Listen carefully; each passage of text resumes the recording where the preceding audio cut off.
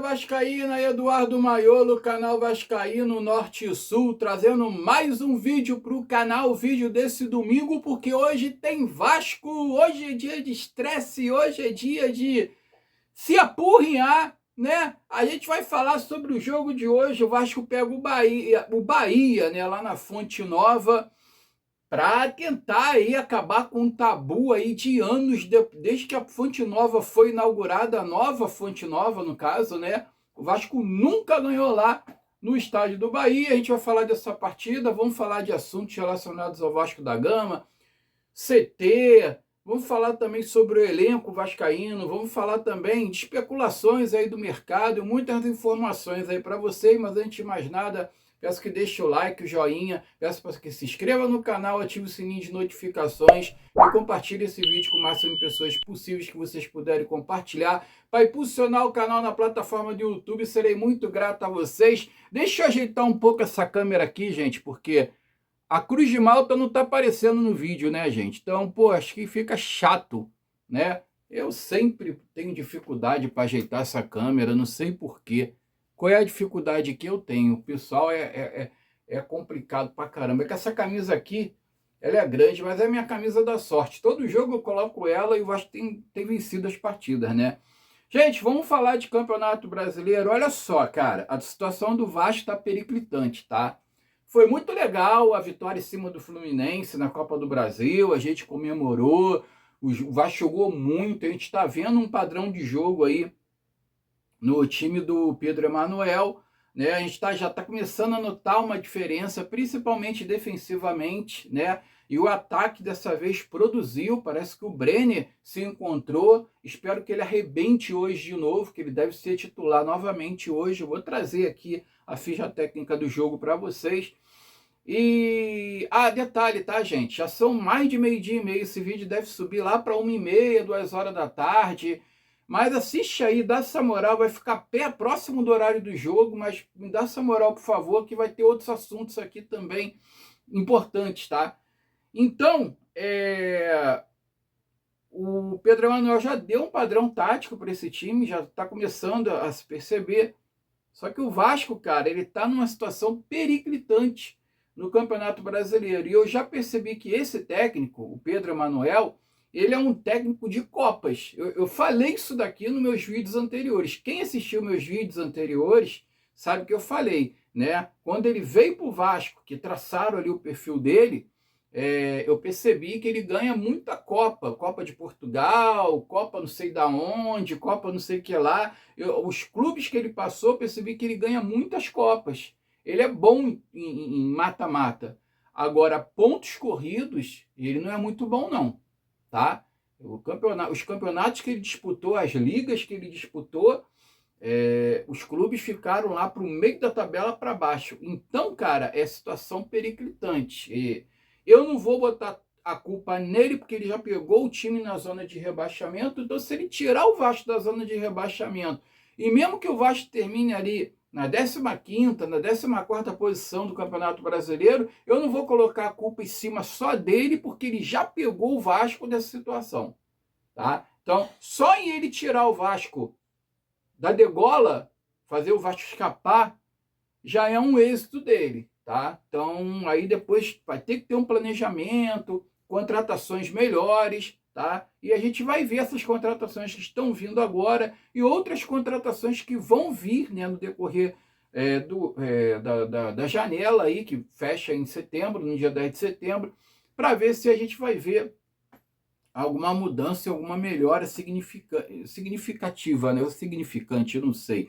Enfim, né? O Vasco está na 19ª colocação com 21 pontos, cara, atrás do Remo, que empatou ontem com o Atlético Mineiro, se eu não me engano, 22 pontos, e atrás do Internacional, tá? Então eu vou trazer aqui, ó, o Grêmio empatou com o São Paulo. Não, o Grêmio venceu do São Paulo, lá no Olímpico, né? Lá em Porto Alegre. Foi para 25 pontos, está na 14ª, quer dizer, o Vasco, se ganhar hoje, já não pega mais o Grêmio. A situação está complicada. O Remo, né, empatou com o Atlético Mineiro lá no Pará, estava perdendo, o Atlético Mineiro chegou a virar a partida para 2-1, cedeu o empate no final, e com o empate o Remo ultrapassou o Vasco. O Curitiba venceu a Chapecoense, tá? O Curitiba está na 11ª colocação com 27 pontos, estava com 24, né? O Vasco, se vencer, vai a 24, poderia encostar no Curitiba, já não mais que o Curitiba venceu, tá certo. O Vasco está com um jogo a menos, tá? O Vasco folgou na rodada anterior por causa da Copa do Brasil, por causa da Sul-Americana, enfim. E o Cruzeiro, nesse momento, está empatando com o Mirassol em 1-1, cara, dentro do Mineirão. Tá? Olha que situação, cara. E ainda teremos aí, o Vasco vai pegar o Bahia, né? O Palmeiras vai pegar o Internacional lá no Allianz Parque, né? O Internacional tá na 17ª colocação e a gente tem que torcer para o Palmeiras fazer a boa contra o Internacional. O Cruzeiro empatando com o Mirassol está indo para a 15ª colocação com 23 pontos, já dá uma ajudinha também. Ainda tem o Santos, tá? O Santos, deixa eu ver aqui, eu não sei se eu salvei, cara.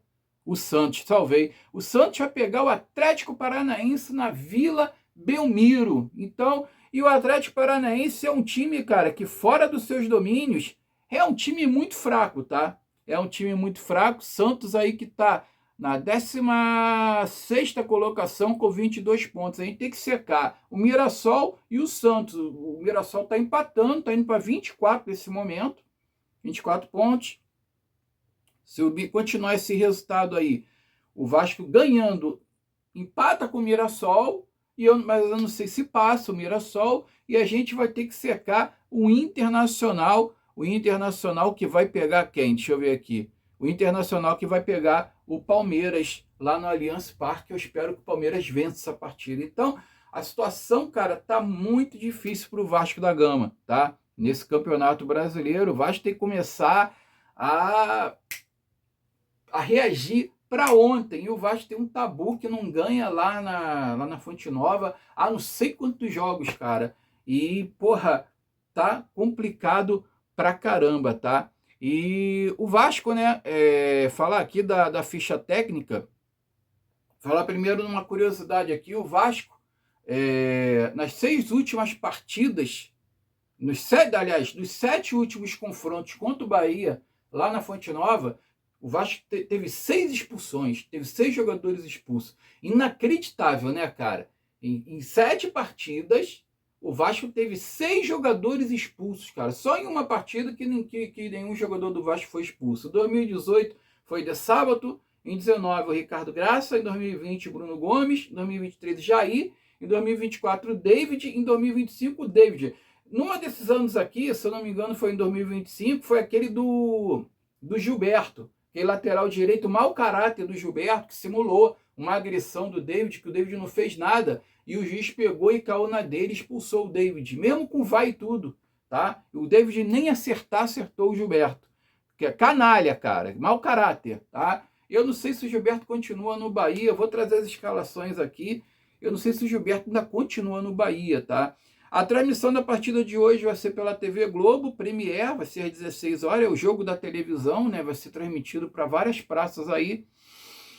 E também as possíveis escalações aí do Vasco da Gama, né? As prováveis escalações, né? Uma vez que o Nuno Moreira é desfalque, está suspenso, com 3º cartão amarelo, Matheus Carvalho voltando de lesão, né? Pendurados Tietê e Cuiabano, ficar de olho nesses jogadores aí que, se ganhar o cartão amarelo, vai estar fora da partida contra o Santos no dia 16, e o Vasco deve entrar com Léo Jardim, Paulo Henrique, Cuesta, Robert Renan, Cuiabano, a linha de zaga, né, da partida contra o Fluminense, Jair, Tietê e Thiago Mendes, o meio campo também continua intacto, e no ataque Andrés Gomes, Brenner, aí para compor esse ataque aí, vai ficar na dúvida entre o David e o Adson, tá? Eu entraria com o Adson, sinceramente, cara, por mais que o Adson ele não renda entrando desde o início das partidas, mas eu acho que o Adson aí ele é mais efetivo que o David, na minha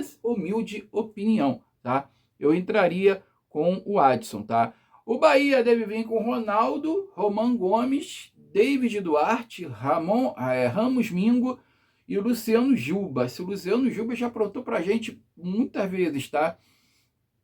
Acevedo, Jean Lucas e Rodrigo Nestor, Ademir, William José ou Sanabria e Alejo Vélez, né? Esse é o provável time do Bahia. Desfalques: o Eric Pulga, suspenso, Eric, infecção no pé, Everton Ribeiro parece que vai fazer uma cirurgia na região sacral aqui da coluna, e o Léo Vieira, departamento médico.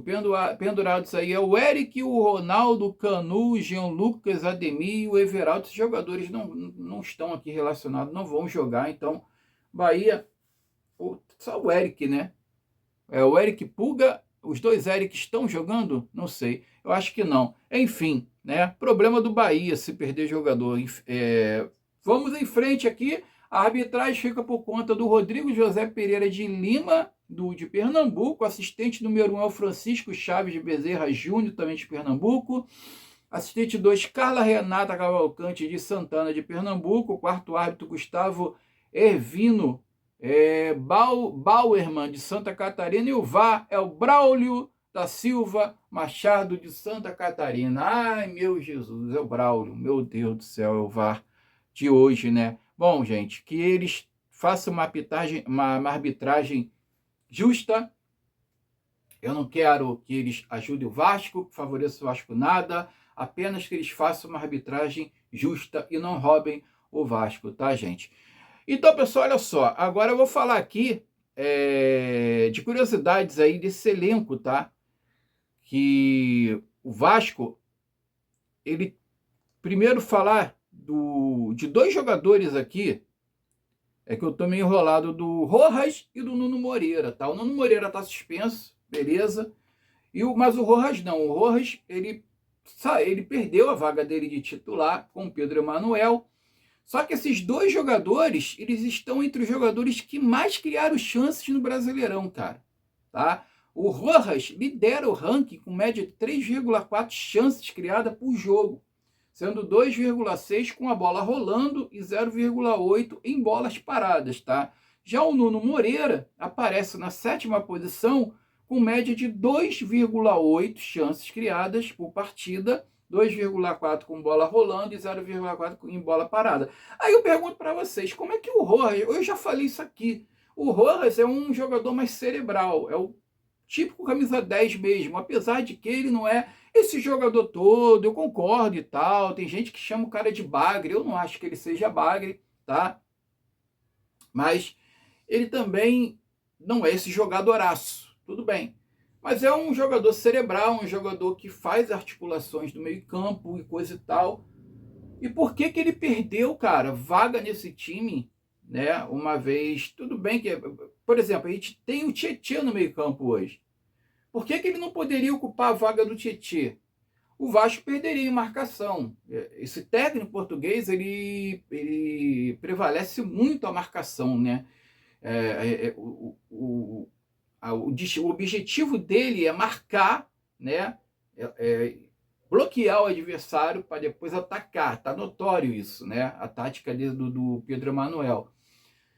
Mas será que o Rojas, de repente, não daria mais qualidade aí no ataque, no meio-campo, né? Uma vez que uma bola parada, ele pode decidir, colocar uma bola na cabeça de alguém, né? De um companheiro e coisa e tal, até fazer uma jogada mais ofensiva. Eu acho o Rojas importante para essa equipe, né? Porra, os números falam por si, né? Ele é líder, cara. Líder.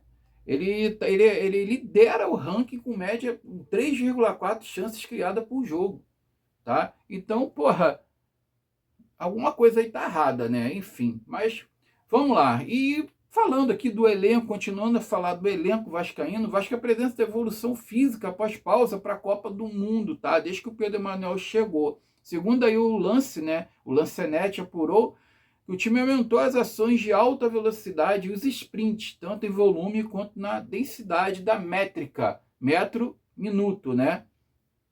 Na vitória de 3-1 no Fluminense, o Vasco registrou 140% acima da média de sprint, tá? Individualmente, Nuno Moreira, Jair, Brenner, ó, os jogadores estavam em baixa, tá? Brenner, Nuno, tá? Cuesta, Paulo Henrique também melhorou bastante, né? Tinha caído de produção, dobraram suas expressões de velocidade na partida. Quer dizer, isso aí, cara, é resultado da comissão técnica do Pedro Emanuel, porque o Renato, ele veio com 2 auxiliares, tá? Utilizou o próprio preparador físico que já tinha dentro do Vasco da Gama. Eu esqueci o nome dele, cara, mas ele é muito fraco, né? Todo mundo critica esse cara lá, que também é outro amigo do Felipe, né? Outro apadrinhado do Felipe.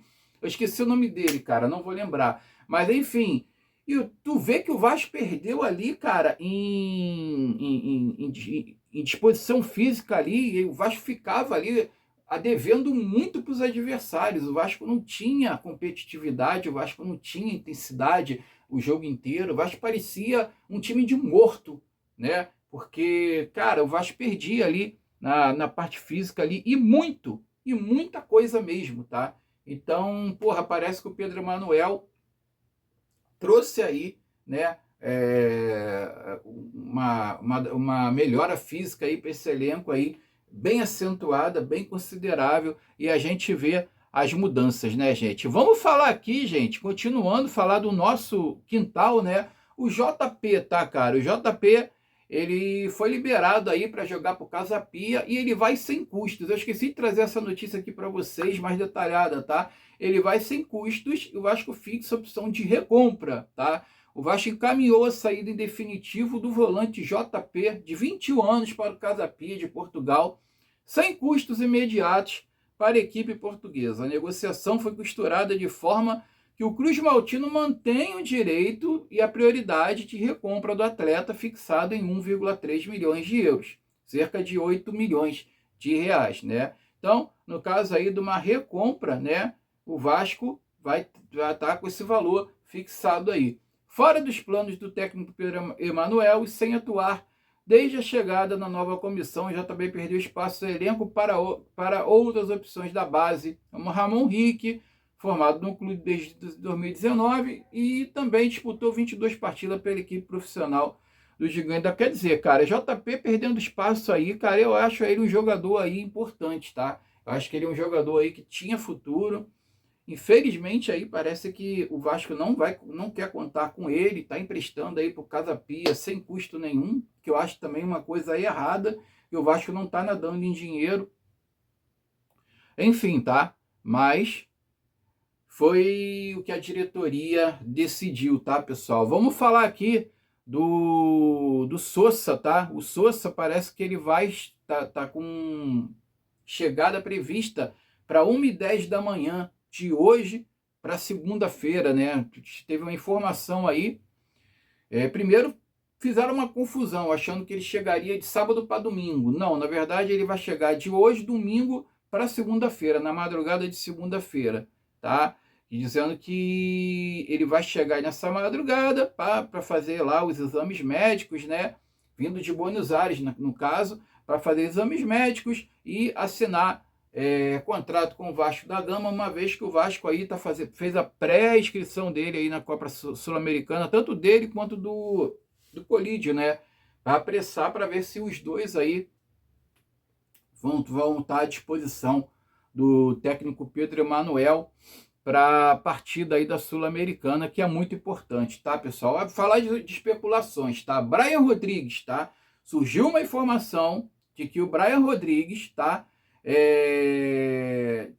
Que tinha um acordo já com o jogador, que o jogador teria aceitado o acordo com o Vasco. Agora surgiu uma informação dizendo que não, tá? Diz que é mentira, tá? E é falso que o Vasco aí já tenha acordo com o Brian Rodrigues aí, de luvas, salário, etc, etc. É uma informação do tal do Edgan. Eu não sei quem é esse cara não, tá? Eu acho que é um cara lá do Uruguai, mas enfim, parece que o Vasco não tem nada acertado com o jogador. O Vasco continua negociando com o América do México e com o jogador também, pelo visto, né? Então parece que não tem nada acertado com nada, nem com um jogador, nem com o América do México, nem com ninguém, tá? Agora o Diego Carlos, parece que o Diego Carlos pode rescindir com o Fenerbahçe, né? E o Vasco está de olho, tá? Ele é alvo aí, prioridade do Vasco aí para a zaga, nessa janela aí de transferência.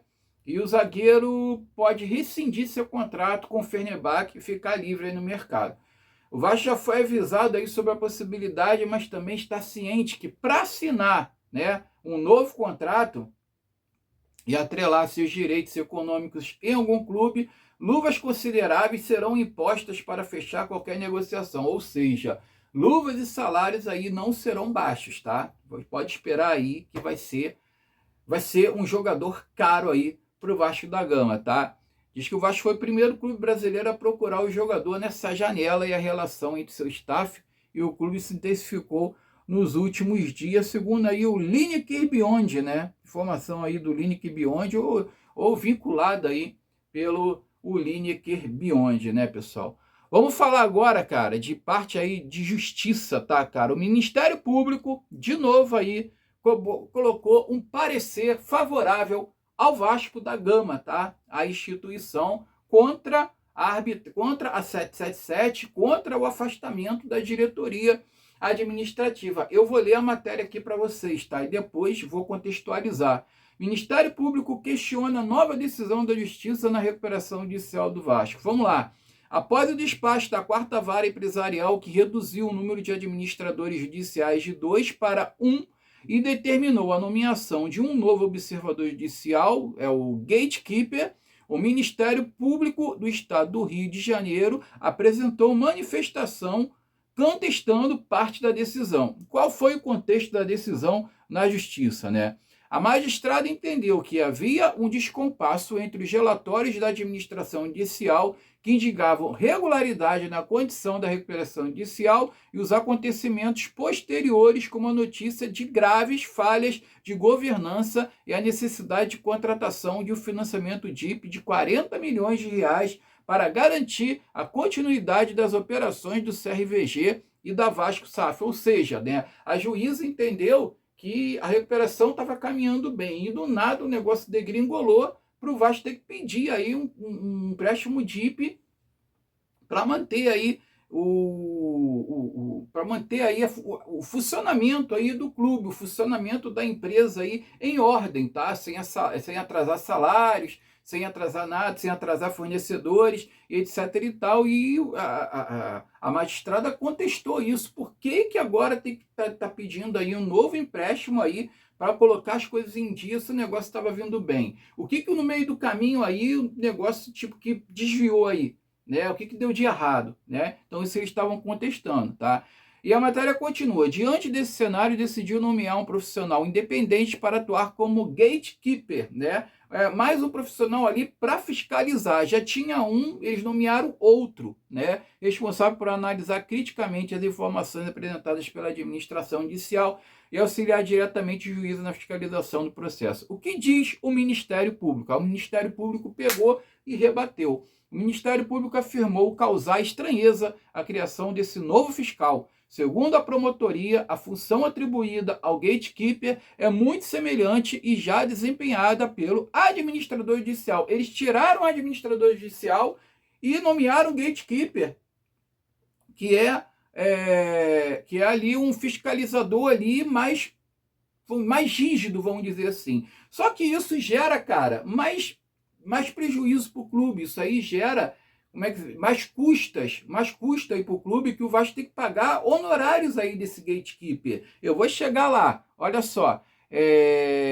O que poderia gerar sobreposição de atribuições, quer dizer, ele vai fazer o que o outro já estava fazendo, na verdade, e o aumento de despesas dentro da recuperação judicial. Quer dizer, o Vasco já está numa recuperação judicial e tu vai aumentar as despesas aí do Vasco, né?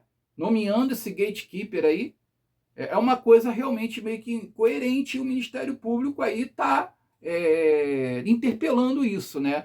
Além disso, o Ministério Público destaca que as recuperandas já enfrentam dificuldades para cumprir o plano de recuperação judicial e que os recursos obtidos por meio de recente financiamento DIP praticamente já foram consumidos. Quer dizer, os 40 milhões já evaporaram, tá? Na avaliação dos órgãos, cria uma nova estrutura de fiscalização, elevará ainda mais os custos do processo. É um momento de fragilidade financeira, tá? Como alternativa, o Ministério Público sugere a criação de um comitê de credores com remuneração mais modesta para seus integrantes, entendendo que essa seria uma solução menos onerosa e suficiente para reforçar a fiscalização do processo. O Ministério Público, então, ele recomenda, né, que tenha um comitê de credores aí para fiscalizar, né, as contas do Vasco, né, como é que o Vasco está andando dentro da recuperação inicial. Importante, o Ministério Público não questiona a redução do número de administradores judiciais, mas apenas a nomeação do novo gatekeeper.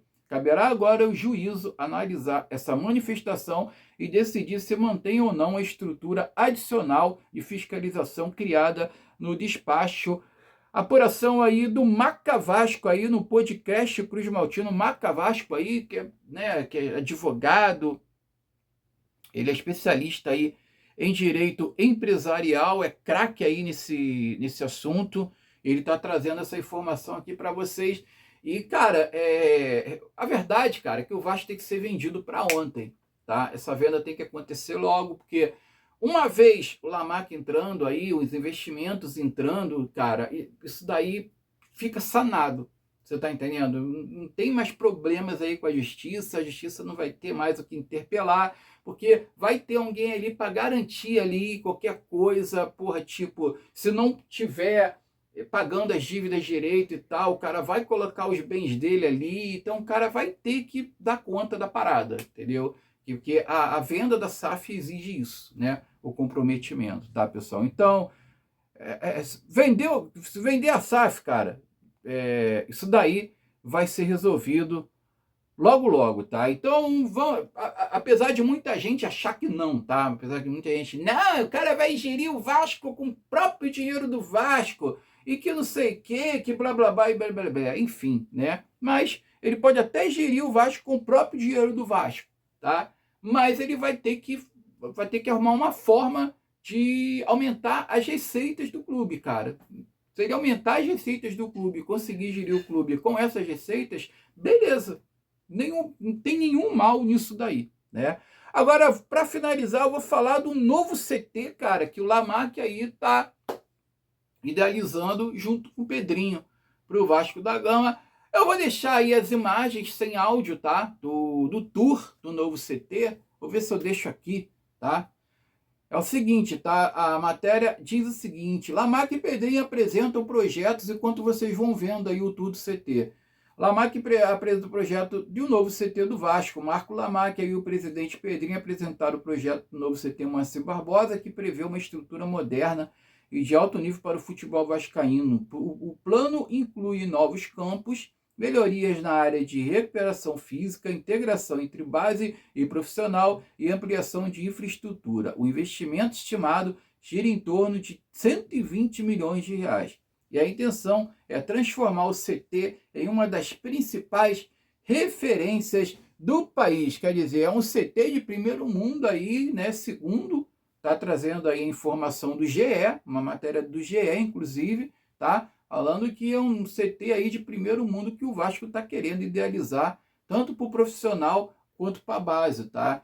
Diz que vai ser lá em Jacarepaguá mesmo, onde é o CT atual. Eles não vão botar. Tinha a ideia de fazer em outro lugar, né? De comprar, de adquirir um novo terreno, mas não, acho que vai ser lá mesmo em Jacarepaguá, tá? Ó, o Lamarck e o Pedrinho apresentam o projeto de 120 milhões para modernizar e ampliar o CT Moacir Barbosa, com 4 campos, 3 prédios, estrutura de alto nível para o Vasco. O projeto foi apresentado nesta quinta-feira, que vocês estão vendo aí nesse momento, ao prefeito do Rio, Eduardo Cavalieri, que está no lugar do Eduardo Paes, e faz parte dos planos de investimento previstos nas negociações pela SAF, tá? A nova estrutura teria mais de 79 mil metros de terreno e cerca de 17 mil metros quadrados, 79 mil metros quadrados, tá? E cerca de 17 mil metros quadrados de área construída, incluindo hotelaria, departamento de saúde, performance, refeitório, auditório, área de lazer, espaços administrativos, tá? A construção ainda depende de alvarás, garantias da prefeitura e da conclusão da operação envolvendo a SAF. Quer dizer, o Vasco precisa ser vendido primeiro, o Marco Lamarck, para esse CT sair do papel, né? E ainda tem os trâmites burocráticos, né?